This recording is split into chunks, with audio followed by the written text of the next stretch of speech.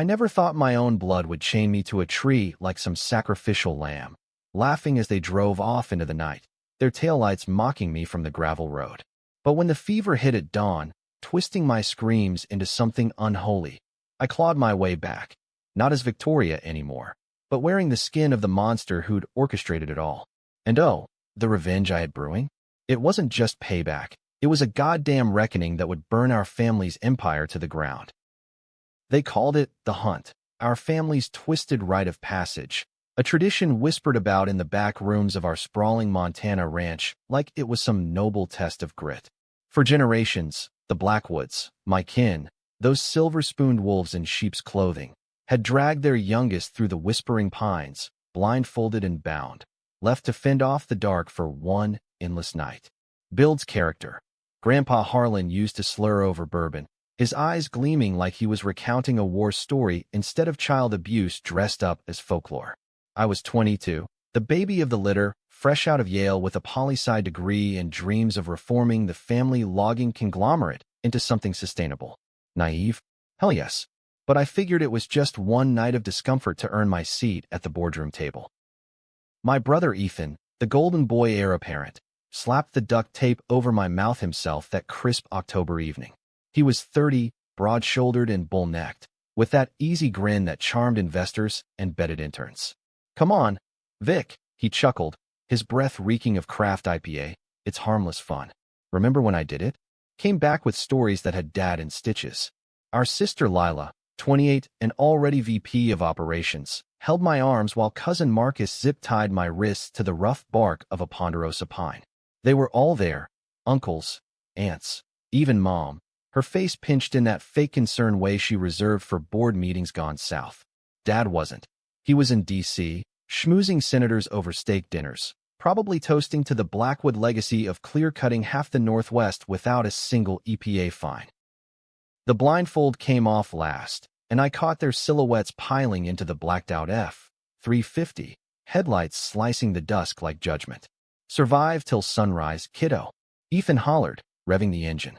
Laughter echoed as they peeled out, tires spitting dirt. I tugged at the ties, heart hammering, but they held fast. The woods swallowed their noise, leaving me with the rustle of leaves and the distant hoot of an owl. Panic clawed up my throat, but I shoved it down. This was America, land of the free and home of the brave, or so the bumper stickers on our fleet of trucks claimed. I'd hike back at dawn, regale them with my adventure, and finally get the nod to join the family business legit. Night felt like a guillotine. The cold seeped through my jeans and flannel, the kind of bone chill that makes you question every life choice. I twisted against the tree, bark shredding my skin, but the zip ties bit deeper. Hours blurred, thirst turning to delirium, shadows morphing into bears, or worse, the ghosts of loggers our company had buried in paperwork scandals. By midnight, I was hallucinating voices. Ethan's laugh, Lila snide, "Toughen up, princess." Betrayal? It hadn't hit yet. This was just their idea of tough love, right? Blackwoods didn't break. We bent the world to our will. Then the fever came. Not gradual, like the flu you'd nurse with chicken soup. No, this was a freight train, slamming into me with sweat and shivers that rattled my teeth. I blacked out, or maybe I didn't. Time fractured. When I came to, the moon was high, and something was off. A figure emerged from the underbrush, not a rescue party, but a woman, old as the pines themselves, her face a map of wrinkles under a hooded parka. She didn't speak English at first. Shoshone, I later learned, fragments of a curse from ancestors displaced by my family's axes. "You carry the weight," she rasped, her eyes like polished obsidian. "The sin's not yours. The great deceiver's vessel." I begged for help, voice cracking, but she knelt, pressing a vial of something acrid to my lips. "Drink, child of the thieves." Swap the burden. It tasted like pine sap and regret, burning down my throat. The world spun, colors bleeding, and then, nothing. Blackness, absolute and eternal. I woke to birdsong, wrists free, the zip ties crumbled like ash at my feet. The old woman was gone, vanished like smoke. But I wasn't me. My hands, calloused, thick-fingered, a man's hands, fumbled at my chest, finding muscle where curves should be. Panic surged as I stumbled to a nearby stream, collapsing at the water's edge. The reflection staring back? Ethan's face. My brother's smug, square-jawed mug, stubbled and sharp, framed by that damn Blackwood mane of chestnut hair. I touched his cheek, and he flinched in the mirror. Body swap. Impossible, some peyote-fueled nightmare.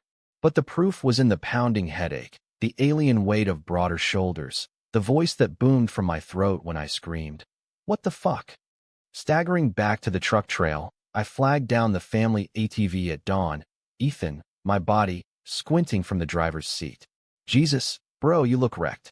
Rough night. His words, my lips. The casual cruelty of it ignited something primal. I played along, mumbling about coyotes and cold, but inside, rage uncoiled like a rattler. The old woman's words echoed. Sin's not yours, great deceiver. Ethan. It clicked then, fragments from family lore, the secret I'd always sensed but never chased. The real reason Dad fast-tracked him to CO while I toiled in the shadows. That night at the ranch, over venison stew in the great hall, I tested the waters. Remember the Caldwell Mill fire, Ethan? Dad said it was faulty wiring, but I always wondered. The room hushed. Lila's fork clattered. Uncle Ray choked on his beer. Ethan's eyes, my eyes, narrowed, a flicker of warning. Ancient history, Vic. Why dredge it up? But I pressed, voice steady in this borrowed baritone. Because I took the fall for it, didn't I? That internship sabotage, the anonymous tip to the feds, it was you, covering your ass after you torched the place to hide the embezzlement. Gasps rippled. Mom's hand flew to her pearls. The truth I'd buried deep. 5 years ago, as a college freshman, I'd been expelled from Yale on fabricated plagiarism charges, my future torched overnight. Dad had pulled strings to get me into a state school, muttering about lessons learned, while Ethan ascended unscathed. I'd always assumed it was bad luck, a hazing from jealous profs. But no, the Caldwell fire, a rival mill we'd bought out cheap after accidentally burning it down, insurance payout funding Ethan's yacht. And the leak? Traced back to my laptop, wiped clean but pinned on me to throw off investigators. Betrayal, bone deep, for a crime that wasn't mine. Ethan laughed it off, clapping his shoulder. You're delirious, little sis. Too much fresh air. But I saw the sweat beading on my own forehead, the tremor in fingers that weren't mine. That night, alone in his wing of the house, I rifled through his safe. Combinations unchanged since we were kids. Ledgers, emails, photos, proof of the fire, the bribes to inspectors, the frame job on me. And deeper, the family secret. Harlan Blackwood, our patriarch, wasn't Dad's father.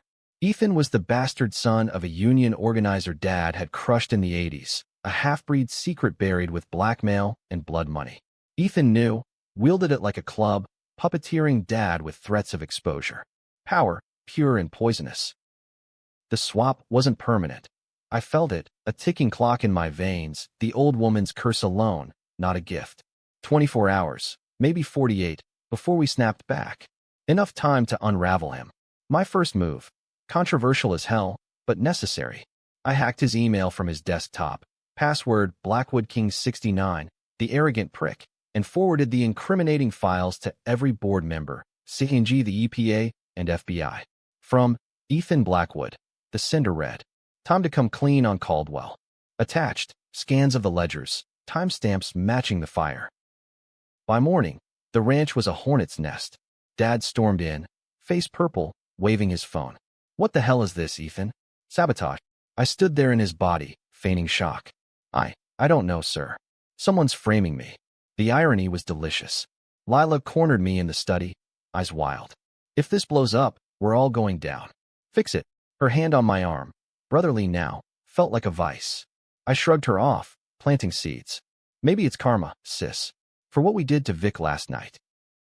The tension built like a storm front rolling over the Rockies. Board calls flooded in. Stock dipped 5% on rumors. Ethan cornered me that afternoon in the barn, my slight frame trembling in his grip.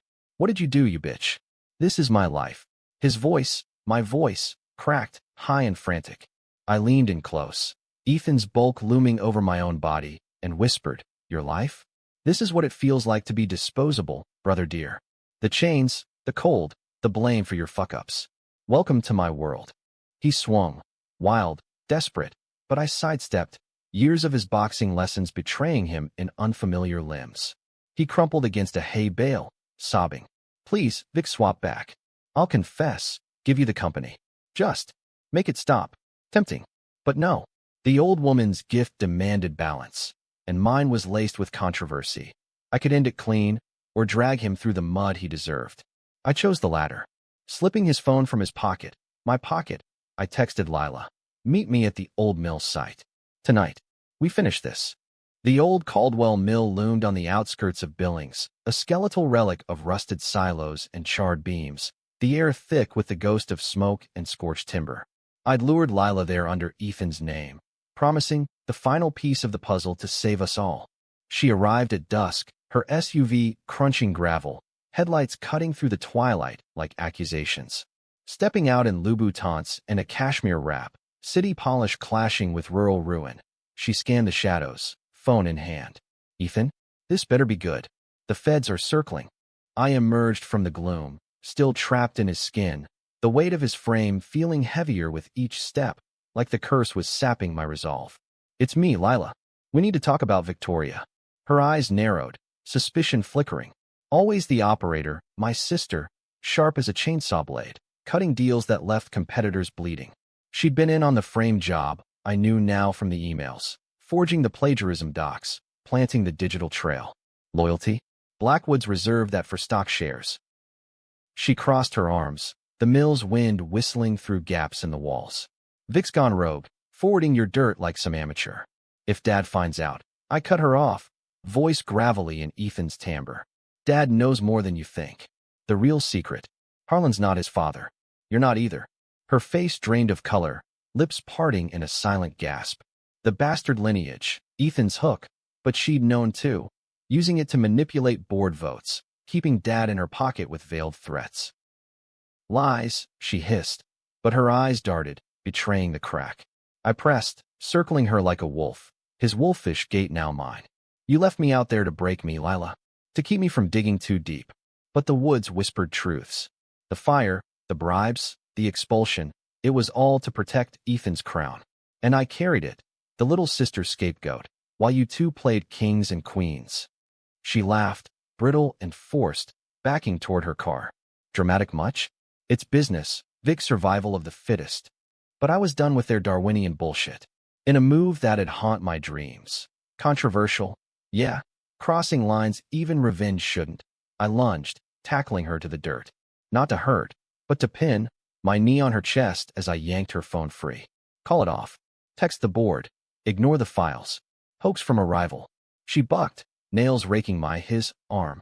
Fuck you, Ethan. Get off. The struggle was ugly, dust clouds rising, her screams echoing off the silos. I held firm, forcing her thumb to the screen, the message sent. But in the chaos, she kneed me hard, stars exploding, and I rolled off.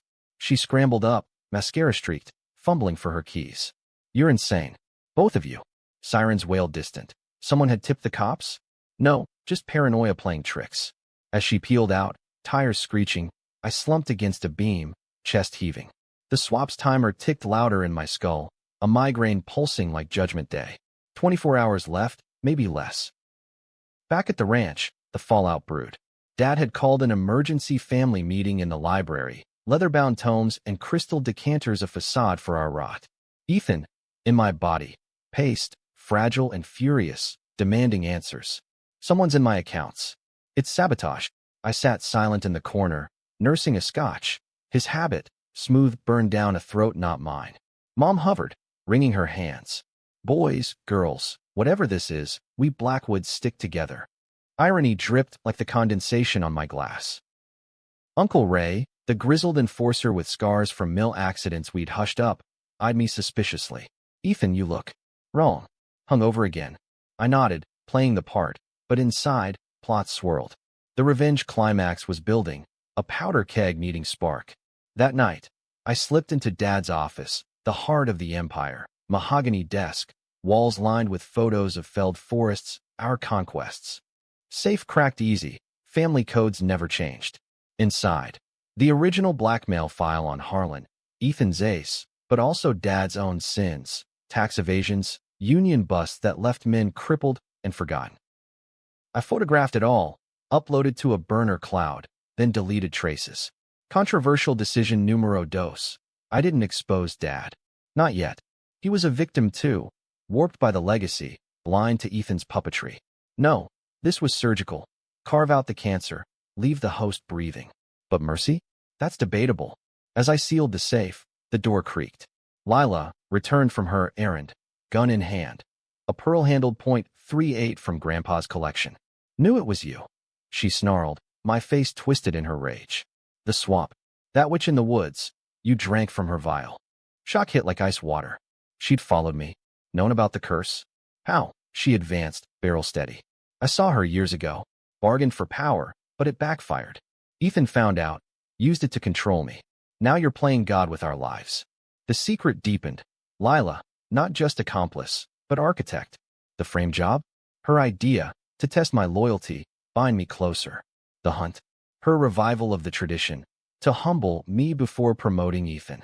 Betrayal layered like onion skin, peeling to reveal the void. We circled the desk, her breaths ragged. Swap back, Vic, or I end this body, yours, and watch you bleed out in his. The threat hung, controversial as pulling the trigger myself. But I stalled, voice low. Shoot, and you kill our future. The files are out there. Feds incoming. Help me take him down, and we rebuild clean. Doubt flickered in her eyes, ambition warring with fear. The sirens grew louder, real this time, red-blue lights flashing through the windows. Neighbors, spooked by the meeting shouts. She lowered the gun a fraction. Truce. Lies. As she turned to the window, I grabbed a letter opener from the desk, sharp, silver, and slashed the line to the landline, buying time. We bolted to the back stairs, her leading, me trailing in Ethan's bulk. Outside, chaos. Cop cars blocking the drive, floodlights bathing the porch. FBI, a bullhorn blared. Ethan Blackwood, we have a warrant. Ethan, in the foyer, wild-eyed, froze as agents swarmed. It's not me. She's doing this. He pointed at me, but I was Ethan, the accuser suspect. Cuffs clicked, Miranda rights droned. Lila vanished into the night, her SUV long gone. Dad bellowed protests, lawyers on speed dial. Me? I stood silent, the swap's endgame looming. As they hauled me away, Ethan in my skin shooting daggers, I felt the pull, the curse reversing, bodies itching to realign. In the squad car, en route to Billings Federal, the shift hit. Limbs elongated, contracted, a vertigo whirl, like tumbling in a dryer. By the holding cell, I was Victoria again, slight and seething, while Ethan, back in his flesh, bellowed from across the bars. You bitch. I'll bury you. But the evidence was ironclad, his emails his noose. Interrogation dragged, coffee bitter, fluorescence buzzing. Agent Ramirez, a no-nonsense Latino with a Montana drawl, slid photos across the table. The mill, the ledgers.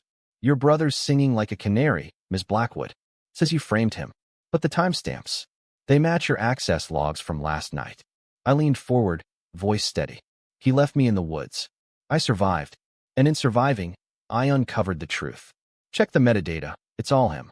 She nodded, slow, like she'd seen family implosions before. Controversial play, going vigilante. Could charge you with hacking.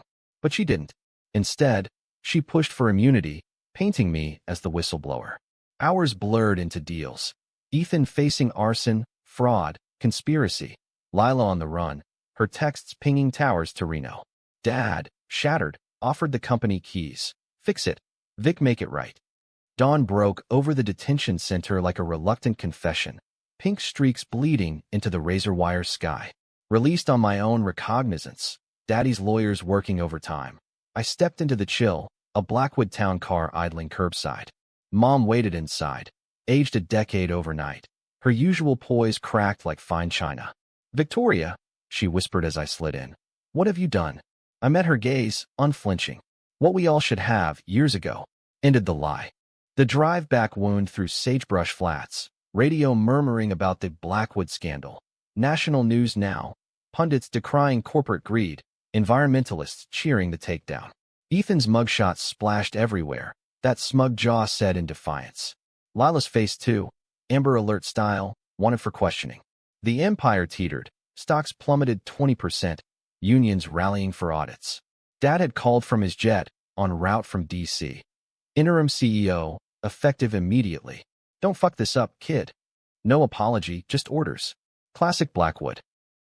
But the twist gnawed at me, the old woman's curse not fully lifted.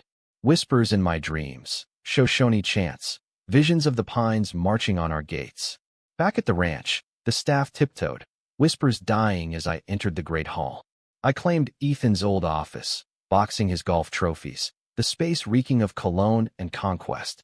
First act as boss. A press conference, scripted by PR sharks, announcing reforms, sustainable logging, reparations to affected tribes, whistleblower protections. Cameras flashed, questions lobbed like grenades. Ms. Blackwood, your brother's allegations. Did family infighting doom the company? I smiled, practiced. Ethan made choices. I'm making amends. Applause rippled, but inside, doubt festered. Was this redemption or just swapping one mask for another? The revenge high faded, leaving ash. Nights, I prowled the woods, drawn back to that tree, zip-tie scars itching like accusations. The old woman appeared once, ethereal in moonlight. The swap was trial, child. The deceiver's power was illusion. Yours is choice. Cryptic as hell, but it clicked. Ethan wasn't the monster. The system was, and we'd all fed it. Weeks blurred into a frenzy. Board purges, EPA audits, lawsuits stacking like cordwood. Lila turned herself in. Plea deal for lesser charges. Her eyes hollow in the courtroom sketch. I did it for us, she mouthed across the aisle. For us? The betrayal echoed, but pity stirred too. Ethan? He lawyered up, trial pending, but whispers from the pen said he was breaking, ranting about body thieves, curses, his empire stolen by a sister in his skin. Paranoid delusions, the shrinks called it. Poetic. The climax hit on a stormy November eve, harvest moon bloated and bruised. Dad returned, summoning me to the library for the talk.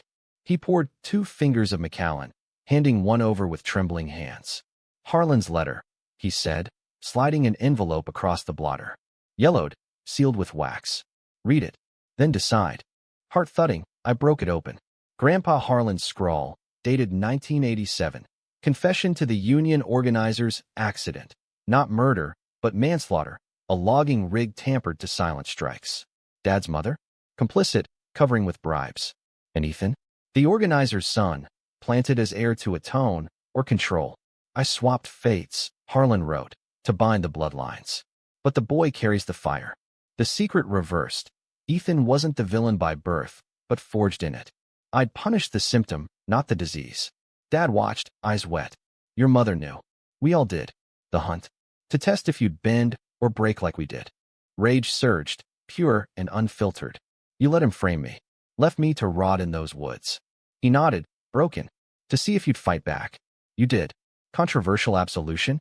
Hell yes. Forgiving the architects or damning myself. I crumpled the letter, flames devouring it in the hearth. We're selling the company. Liquidate. Donate proceeds to land trusts. End the Blackwood curse. His face crumpled. Everything we've built on graves, I snapped. Time to bury it. He walked out, shoulders slumped, the patriarch dethroned. Mom followed, silent tears. Me? I drove to the Whispering Pines alone, storm raging, wipers slapping like accusations. At the tree, the same one, I carved my initials over the faded zip marks, a claim. Lightning cracked, illuminating the old woman at the clearing's edge. Choice made, she said, fading into mist. No swap this time. The power was mine, flesh and blood. Epilogue months later. Headlines hailed Victoria Blackwood's reckoning. The sale funding reforestation, scholarships for displaced workers' kids. Ethan got 15 years, therapy mandated, emerging perhaps reformed, perhaps ruined. Lila? Community service, writing a tell-all that sparked debates, victim or villain. Dad and Mom retreated to Florida, golfing into irrelevance. Me? I started a nonprofit, boots back in the dirt, planting saplings where axes once fell. Happy ending? Debatable. The woods still whisper, and some nights, I feel the pull. Ethan's ghost in my veins, or just paranoia. Revenge tasted sweet, but the aftertaste? Bitter ash, reminding me. In America, justice is a swap, and no one's body stays their own forever. Was it worth it? Leaving my family fractured, our legacy in flames? Ask the pines, they've got centuries to judge.